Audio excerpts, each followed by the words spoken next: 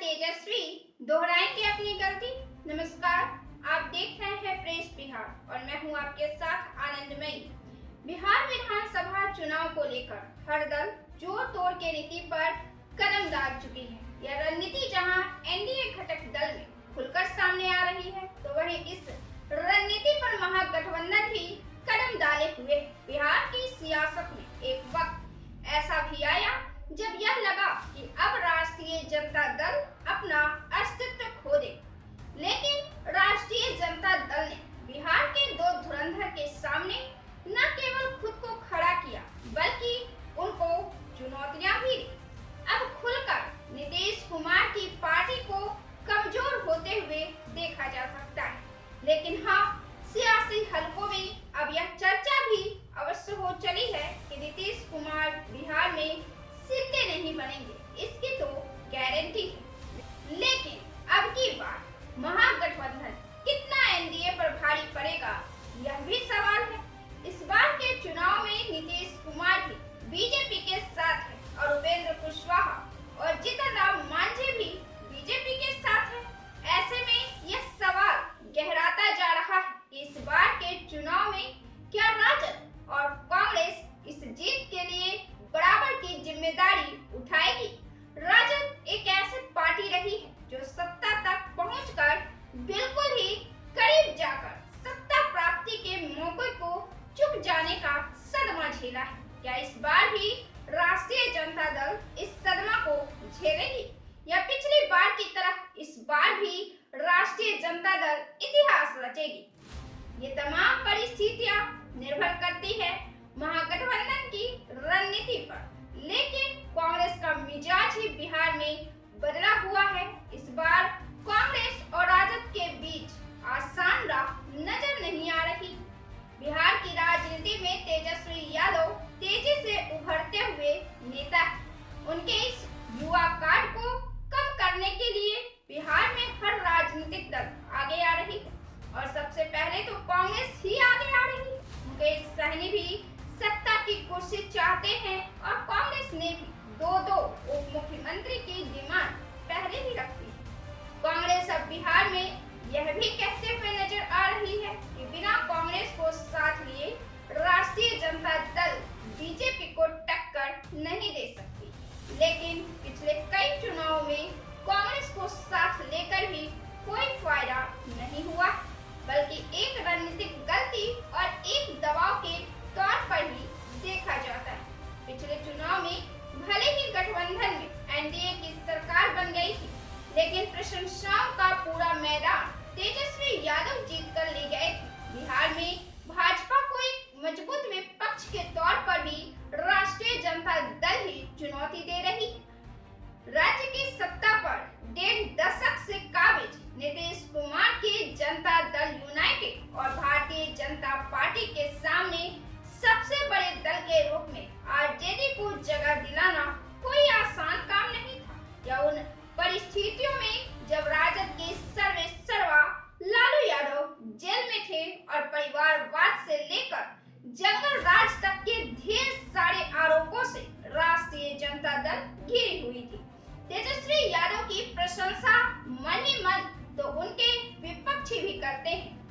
कहां भाजपा का मजबूत कैडर और उनके अंदर वफादार कार्यकर्ता और जमीनी संगठन, और कहां तेजस्वी पूरी तरह से घिरे और फंसे हुए 31 साल के अनुभवहीन नवयुवक। लेकिन इन सब के बावजूद वे चुनाव को जन सरोकार के जुड़े मुद्दे की तरफ मोड़ने में कारगर साबित हुए थे और शिक्षा, बेरोजगारी, चिकित्सा व्यवस्था की बदहाली, पलायन, भ्रष्टाचार और इस बार आतंक जैसे नए मुद्दे को जोड़कर तेजस्वी बीजेपी को घेरती हुई मजबूती से नजर आ रही है। चुनाव एक रण है और यहाँ जीत बहुत मायने रखती है।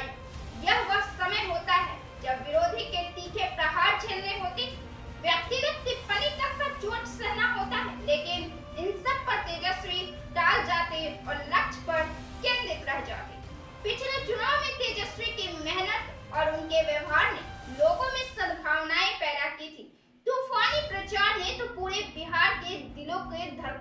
जगा दिया था। तेजस्वी यादव की चुनावी सभा में भीड़ भी काफी उमड़ी थी। पिछले चुनाव से ही तेजस्वी यादव लालू यादव की राजनीति से राष्ट्रीय जनता दल को बाहर निकालने में काम करना शुरू कर दिया था।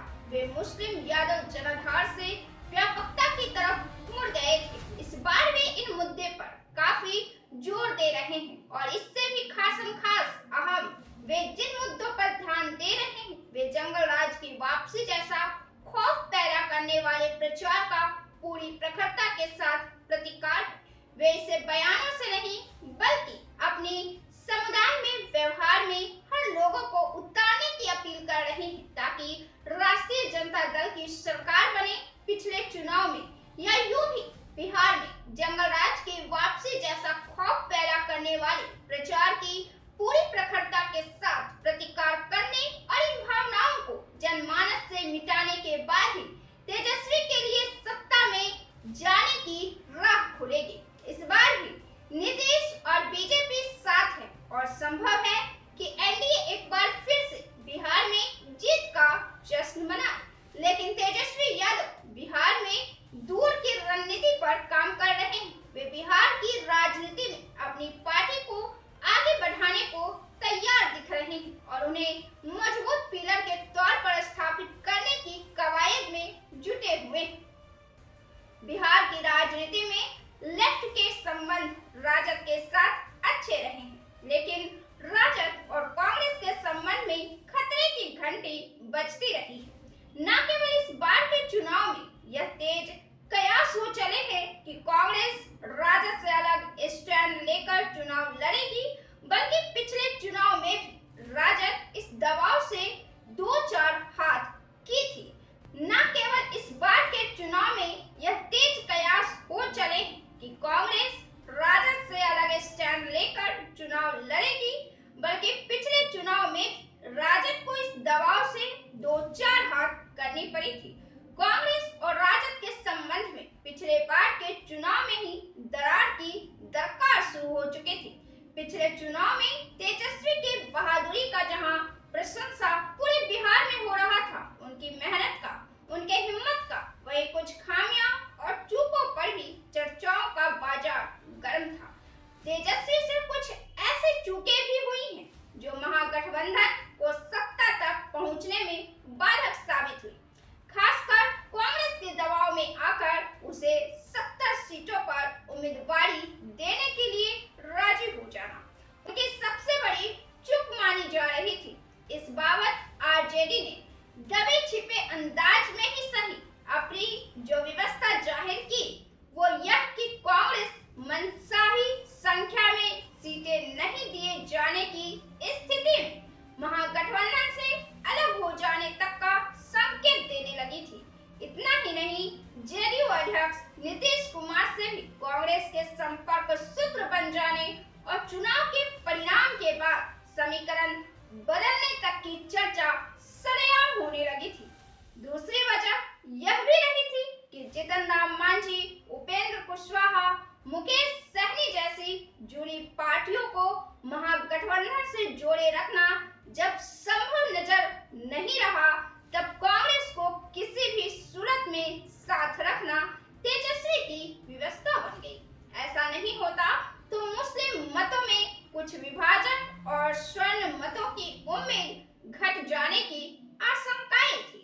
दूसरी तरफ दूसरी कमजोरी यह मानी जा रही थी कि महागठबंधन ने उत्तर बिहार में अति पिछड़ी जातियों के बीच एनडीए की गहरी पैठ को उखाड़ने या कम करने संबंधी कोई कारगर प्रयास नहीं किया है। सिर्फ इस समुदाय के लिए चुनावी टिकट देने में थोड़ी उदारता दिखाकर तेजस्वी निश्चिंत से हो गए।